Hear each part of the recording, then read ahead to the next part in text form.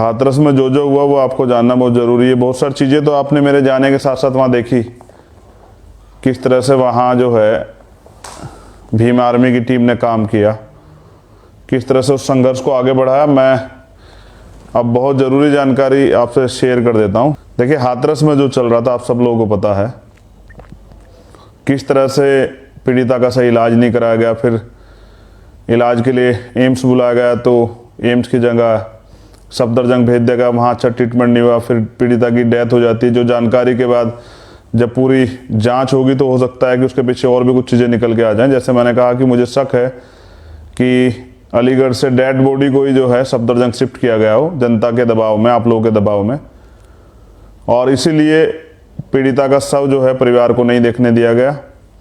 जिस तरह से मेरी मांग थी कि मेरी क्या समाज की मांग थी कि पोस्टमार्टम दोबारा हो पैनल द्वारा, तो उसमें यह भी साबित हो जाता कि पीड़िता की डेथ कब हुई, तो सरकार को पे बहुत सारे सवाल खड़े होते, इसलिए तरह तरह की चीज़ें करके चीज़ें खराब की गई। आधी रात में परिवार के बिना मर्जी के शव जला दिया गया। लेकिन उसी बीच ADG law and order Prashant Kumar का बयान आया था कि रेप नहीं हुआ, जबकि सुप्रीम कोर्ट की गाइडलाइन है कि वो ऐसी टिप्पणी कर ही नहीं सकते। दूसरी बात, ये कोर्ट तय करेगा हुआ है नहीं हुआ है। जो बातें उन्होंने फैक्ट उसमें रखे कि स्पर्म नहीं था, तो मैंने उसका खंडन किया था कि, और मैं क्या कोई भी लॉयर उसका खंडन करेगा कि रेप की जो परिभाषा है वो अब बदल चुकी है। 2013 के बाद, निर्भया मामले के बाद रेप की परिभाषा बदल चुकी है पूर्ण रूप से। तो उसमें सब चीज़ें हैं, उसमें इंजरी भी है, उसमें और भी बहुत सारी चीज़ें जो कोर्ट के माध्यम से तय होंगी और पता लगेगा क्या क्या हुआ था। उसके बाद एक मीडिया ने परसेप्शन बनाना स्टार्ट किया। ये जो एडीजी लॉ एंड ऑर्डर का बयान था, ये भी जनभावनाओं को एक तरह से सहमति या असहमति बनाने के, लोगों के अंदर जो है लोगों को गुमराह करने के लिए मैसेज था कि लोगों में विरोध और आक्रोश जो चल रहा था पूरे देश में वो कम हो, लोगों को लगे कि ये झूठी घटना है और दलित इस तरह के काम ही करते हैं, हमेशा आरोप लगाते हैं। तो ये उनका एक जो है उस समय का एजेंडा रहा होगा, जिस पे उन्होंने काम करते हुए कहा कि भाई रेप नहीं हुआ है। फिर एक मुद्दा आता है कि कॉल डिटेल मिली है, कुछ न्यूज़ चैनल ने चला कि कॉल डिटेल मिली है, तो इसका मतलब फिर पीड़िता का कुछ चैनल द्वारा पीड़िता का, ये पहली बार हुआ कि पीड़िता का चरित्र हनन किया जाने लगा, उसके परिवार को दोषी बनाया जाने लगा। मैंने इस पर अपनी बात भी रखी। फिर सरकार उसके अलावा एक और चीज़ ले आई कि यहाँ तो जातिगत दंगे कराने का प्लान था विपक्षियों का, पीएफआई का 100 करोड़ की फंडिंग हुई थी भीम आर्मी को। फिर मैंने उस पर भी बात रखी। मैंने दावा किया कि अगर 1 रुपये का भी आरोप आप साबित कर देंगे तो मैं राजनीतिक संन्यास ले लूँगा या मुख्यमंत्री इस्तीफा दे दें। फिर उसके बाद उसमें नक्सल कनेक्शन आया। ये जो सारी बातें मैं आपको बता रहा हूँ, ये सिर्फ और सिर्फ चीज़ों को डाइवर्ट करने के लिए, गुमराह करने के लिए और उस असल मुद्दे से ध्यान हटाने के लिए, आरोपियों को बचाने के लिए। दूध का दूध और पानी का पानी होता चला गया। असल में क्या था कि सरकार बलि का बकरा ढूंढ रही थी, जो उन्होंने पहले सबीरपुर मामले में भी ढूंढा, 2 अप्रैल में भी ढूंढा। वो बलि के बकरे ढूंढे किसके ऊपर ये सारा आरोप मंडकर सरकार जो है बच जाए और सरकार ये कहे कि देखिए ये सब चीज़ें जो हैं पहले से प्लान थी, तैयार थी, सरकार के खिलाफ ऐसा माहौल बनाया जा रहा था। लेकिन सच ये है कि सरकार की नाकामी है। मैं और भी बहुत सारी बातें रखूँगा, लेकिन एक ज़रूरी सवाल जो मैंने आज किया है, मैंने मुख्यमंत्री को, उत्तर प्रदेश के मुख्यमंत्री को, ठाकुर अजय कुमार बिष्ट को एक पत्र लिखा है, जिसमें मैंने उनसे सवाल किया है कि 2 घटनाओं का जिक्र किया है। जो एक घटना पहले हुई थी, जिसमें मैं नाम नहीं लेना चाहता, लेकिन वो लखनऊ की घटना थी, जिसमें जो काम करने वाला व्यक्ति थे वो एक एप्पल कंपनी में एक अधिकारी थे। रात में पुलिस द्वारा उनकी हत्या होती है। वो भी हमारी बहन थी। उस पीड़ित बहन को जो है 2 दिन में सरकारी नौकरी मिलती है, 40 लाख रुपए का मुआवजा मिलता है। लेकिन यहाँ देखिए, इस घटना को लगभग 1 महीना बीत चुका है। थोड़ी देर में 14 तारीख हो जाएगी। 14 तारीख की घटना थी, लेकिन ना तो नौकरी दी गई, ना आर्थिक मदद की गई, ना ही जो मुख्यमंत्री ने दावा किया था कि भाई आवास दूंगा वो भी नहीं किया गया। ऐसे मुख्यमंत्री ने सीबीआई का दावा किया था। सीबीआई को 2-3 दिन पहले जांच मिली है। तो मैंने पूछा कि कब देंगे, आप भेदभाव क्यों कर रहे हैं? न्याय सबके लिए समान है भारत के कॉन्स्टिट्यूशन में, तो फिर आप ऐसा भेदभाव क्यों कर रहे हैं? आपने जो वादे किए कम से कम उनको तो पूरे कर दें। तो अपनी बात पे तो स्थिर रही जो आपने किया है। लेकिन मैं जो जरूरी बात आपसे कर रहा हूँ ये है कि चलिए, दलित समाज पे तो आवाज़ है बोलने वाली, मैं हूँ, और भी नेता दलित समाज के वो बोलते हैं।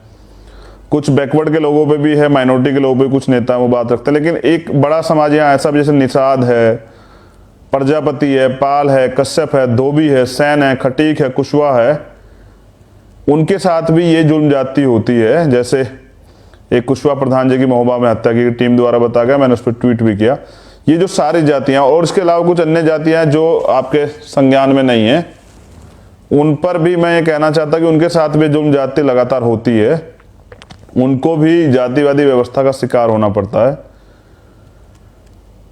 लेकिन उनकी कोई आवाज नहीं उठाता। क्योंकि बहुजन समाज में हम लोग जन्मे हैं, बहुजन समाज के महापुरुषों के आंदोलन को चला रहे हैं, तो हमारी नैतिक जिम्मेदारी बनती है कि हम इस आवाज को उठाएं और कम से कम इन सभी समाज को सुरक्षित महसूस कराएं, उनके अधिकारों के लिए लड़ाई को लड़ें। तभी बहुजन बनेगा जब हम ये सारे समाजों की लड़ाई को लड़ेंगे, जो बैकवर्ड के लोग हैं, जो माइनॉरिटी के लोग हैं, जो शेड्यूल कास्ट के लोग हैं, शेड्यूल ट्राइब्स के लोग हैं। अब उन पे क्या क्या हो रहा है ये मैं विस्तार से चर्चा करूंगा। पहले उत्तर प्रदेश पर चर्चा करते हैं। झांसी में एक घटना हुई है जो बड़ी शर्मनाक है। चित्रकूट में एक घटना हुई है। चित्रकूट की घटना मैंने ट्वीट भी किया है। दोनों घटनाओं के बताते हैं। एक घटना में हुआ क्या है कि एक बच्ची के साथ 6 से 7 लोगों ने रेप किया। पुलिस के पास FIR के लिए गए, पुलिस ने कोई कार्रवाई नहीं की, वो उल्टा जो है आरोपी को बचाते रहे। जब उसको पीड़िता को लगा कि उसको न्याय नहीं मिलेगा तो उसने आत्महत्या कर ली। अब बच्ची तो नहीं रही है, सरकार पुलिस के अधिकारी कर्मचारी कुछ भी करते हैं, लेकिन बच्ची वापस नहीं आ सकती है। इस व्यवस्था ने, जिस व्यवस्था में योगी गवर्नमेंट है, उन्होंने उस बच्चे की जान ले ली। अब उसका जीवन कौन लौटाएगा? मुख्यमंत्री तो नहीं लौटा सकते हैं, सरकार भी नहीं लौटा सकती, पुलिस प्रशासन भी नहीं लौटा, मैं और आप भी नहीं लौटा सकते। लेकिन ये हो क्यों रहा है? ये इसलिए हो रहा है क्योंकि यहाँ क्राइम बढ़ रहे हैं और मुख्यमंत्री सत्ता में बैठकर जो है अपराधियों का संरक्षण करे। झांसी में एक घटना हुई जहां हॉस्टल का जो मामला था, जिसमें जो है एक बच्ची के साथ जो ब्लैकमेलिंग की, 10 से 12 लोगों ने रेप किया। लेकिन ये आपका दबाव है और माहौल बना हुआ है उत्तर प्रदेश में, घटनाएं तो हो रही हैं, अपराधियों के हौसले तो बुलंद है, लेकिन सरकार तुरंत प्रशासन के लोग कार्रवाई कर रहे हैं। लखीमपुर का एक मामला है जिसमें बड़ी दिक्कत आई है, जिसमें जो एक माँ बाप, एक बेटे को और उसके पिता को पीटा गया। चित्रकूट का है, चित्रकूट का, जिसमें पीटा गया और पेशाब पिलाया गया। दलित समाज से हैं दोनों। उन्होंने कुछ दिन पहले जिन आरोपी ने किया उनकी FIR भी कराने के लिए पुलिस से मदद मांगी, लेकिन पुलिस हाथ पे हाथ धर के सोती रही। परिणाम ये हो गया, उनको पीटा गया और उनका जो है सार्वजनिक अपमान किया गया। ये उत्तर प्रदेश में चल रहा है। उत्तर प्रदेश में अपराधों की बाढ़ आ चुकी है। सरकार इसे कहेगी विपक्ष का काम है और विपक्ष जो है राजनीति कर रहा है, लेकिन सरकार अपराध पर रोक नहीं लगा रही है। इसका खामियाजा जनता को भुगतना पड़ रहा है। बिहार की घटना है। बिहार में जो है एक महिला के साथ रेप हुआ है और रेप पीड़िता को बंधक भी बना के रखा गया। 6 से 7 लोग थे जिन्होंने रेप किया। एक उसके पीड़िता के जो बच्चा था उसको जो है उसकी भी हत्या कर दी गई। अभी एक खबर आई थी, मुझे कंफर्मेशन नहीं हुआ है, कि मोतिहारी में हॉस्टल में जो है, जो SC/ST का हॉस्टल है, उसमें हमला किया गया है कुछ लोगों द्वारा, जिसमें 3 बच्चों को गोली लगी है। उनके हालात भी बहुत अच्छे नहीं है। मैं ये जिक्र आपसे क्यों कर रहा हूं, मैं अंत में इसका कंक्लूजन भी आपको दूंगा। मध्य प्रदेश की घटना है जहां भिंड में गोली मारी गई है। स्वर्णों द्वारा एक दलित व्यक्ति, एक नौजवान को गोली मारी गई है। ये मध्य प्रदेश का मामला। राजस्थान में आदिवासियों के साथ जो हो रहा है, आदिवासी छात्रों का, उनकी हक की लड़ाई में जिस तरह वहां बात कर रहा था कि राजस्थान में जो मामला हुआ है जो आदिवासी भाइयों के साथ है, जिसमें उनकी मांग के साथ जो है, मांग तो पूरी नहीं हुई, उनको बदले में उनको लाठी मिली है, उनको मुकदमे मिले हैं और बहुत सारे लोग जेल में हैं। ये राजस्थान का मामला। हरियाणा में लाडवा गांव में एक मामला हुआ है। उससे पहले भी 2-3 रेप के मामले हुए थे। झज्जर में एक लाडवा में एक हत्या की गई है। पुलिस के पास जो है पीड़ित परिवार ने अपील लगाई, लेकिन पुलिस ने कोई कार्रवाई नहीं की। बाद में उस पहले अपहरण हुआ था, फिर हत्या हुई। ये मैं सब चीज़ें आपको इसलिए बता रहा हूँ कि सरकार किसी की हो, कोई प्रदेश हो, घटनाएं लगातार हो रही हैं, अपराध चरम पे है और एक तरह से जो है, जो बहुजन समाज के लोग हैं, दलित हैं, बैकवर्ड हैं, माइनॉरिटी के लोग हैं, शेड्यूल ट्राइब के लोग हैं, उनके साथ ये घटनाएं ज़्यादा हो रही है क्योंकि उनकी सत्ता में भागीदारी नहीं है। और काशीराम साहब कहा करते थे कि जिनका राज नहीं होता उनकी बहनों पर अत्याचार भी होते हैं, उनकी हत्याएं भी होती हैं, उनके अधिकार भी छीनते हैं। तो इसलिए इन सब से मुक्ति के लिए आपके पास अच्छा रास्ता है कि आप राज ले आएं। मैं धन्यवाद करता हूं सभी कार्यकर्ताओं का, जहां जहां इलेक्शन है वो जो लोग काम कर रहे हैं, जो मेरे एक बार कहने के बाद जो है अपने कैरियर की परवाह नहीं करते, मुकदमों की परवाह नहीं करते, लाठी की परवाह नहीं करते, जेल की परवाह नहीं करते और ईमानदार से इस लड़ाई को लड़ रहे हैं। आपको मैं धन्यवाद करता हूं कि आप हैं तो मैं हूं और मैं आपसे ही हूं, क्योंकि किसी भी संगठन की जो रीढ़ है वो उसके कार्यकर्ता होते हैं। मुझे गर्व है कि भीम आर्मी और आजाद समाज पार्टी पे के जैसे कार्यकर्ता किसी संगठन पे और किसी दल पे नहीं है, जिन्होंने पिछले 6 साल की 5 साल की मेहनत में भीम आर्मी को एक अंतर्राष्ट्रीय संगठन का जो है दर्जा प्राप्त करा है, जहां दुनिया में भीम आर्मी को जाना जाता है, वो आपके काम से जाना जाता है। और इस तरह से आजाद समाज पार्टी का लगातार काम आगे बढ़ रहा है। अभी बुलंदशहर पे जो टीम लगी हुई है उनका भी सभी का धन्यवाद करता हूं, नौजवानों का धन्यवाद करता हूं। जैसा मैंने कहा कि आपने जो ताकत मुझे दी है, जिसके दम पे यहाँ जहाँ इतना भेदभाव है, जहाँ इतने संसाधनों वाली पार्टियां सब कुछ है, वहाँ आपकी पार्टी जो है वो भी अपना जो है अपना दम रखती है और अपनी बात कहती है, उसको भी मौका मिलता है। मेन स्ट्रीम मीडिया के लोगों को उनको सुनना पड़ता है, उनकी बात रखनी पड़ती है, तो ये आपका दम है। तो ऐसे तमाम कार्यकर्ताओं को मैं हृदय के से आभार प्रकट करता हूँ। जैसा मैंने कहा कि कार्यकर्ता ही जो हैं संगठन की, पार्टी की रीढ़ होते हैं। आप मेरी ताकत है सबसे बड़ी। तो जिनसे मैं बात नहीं कर पाता हूँ या जिनसे बात करता हूँ, सभी का धन्यवाद करता हूँ कि जो ताकत आपने मुझे दी है, जिसकी वजह से आज मैं बड़ी कोशिश करता हूँ कहीं भी अन्याय और उन मुद्दों को उठा के जो है उनमें न्याय दिलाने का प्रयास करूँ, चाहे ट्विटर के माध्यम से, फ़ोन करके, चाहे वहाँ फिजिकली जाके, और जहाँ मैं नहीं जा पाता वहाँ आप लोग जाकर जो हैं इस कमी को पूरा करते हैं। तो ऐसे सभी कार्यकर्ता पदाधिकारियों को बहुत बहुत धन्यवाद, आभार। लेकिन एक ज़रूरी बात आपसे मुझे आज कहनी है, चाहे देश का कोई प्रदेश हो, लेकिन जुल्म जाति अत्याचार कम नहीं हो रहा है। इसे आप रोक सकते हैं, इसे आप ख़त्म कर सकते हैं। हम बाबा साहब डॉक्टर अंबेडकर जी की संतान है, उनका खून है। उन्होंने इलाज किया है, जैसे उन्होंने इलाज किया था कि रानी का पेट काट चलाऊं, अब राजा जो है आपकी वोट से तय होगा। इन सारी बीमारियों का एक इलाज है जिसको सत्ता कहते हैं। मान्यवर काशीराम साहब ये कहते थे कि बाबा साहब ने कहा, पॉलिटिक्स द मास्टर की, सभी तालों की चाबी है सत्ता। अगर सत्ता आपके पास है तो आप परिवर्तन कर सकते हैं।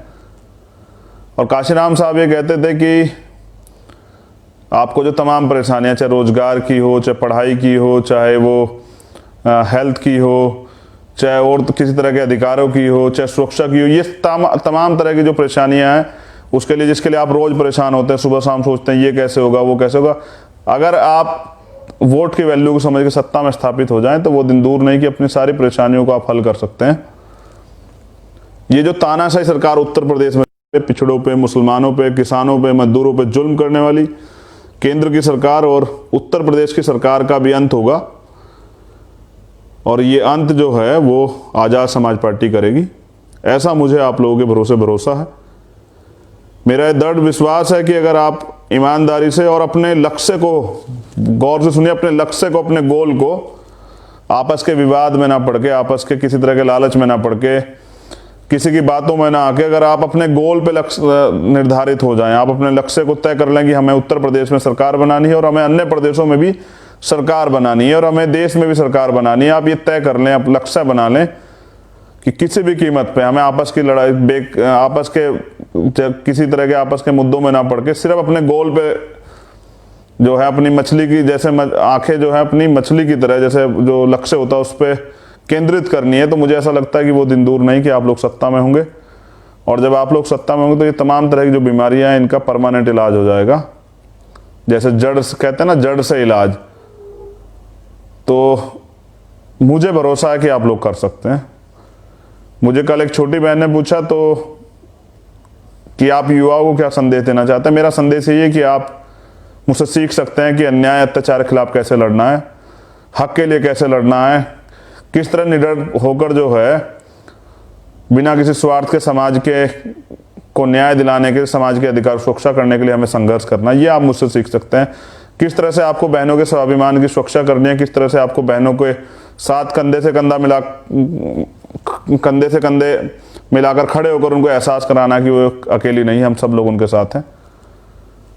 तो मुझसे आप यही सीख सकते हैं किस तरह से आप छल कपट की, धन बल की राजनीति को त्याग कर ईमानदारी की, उद्देश्य की, मुद्दों की और अपने महापुरुषों के आंदोलन को आगे बढ़ाने की राजनीति को जिंदा रख सकते हैं।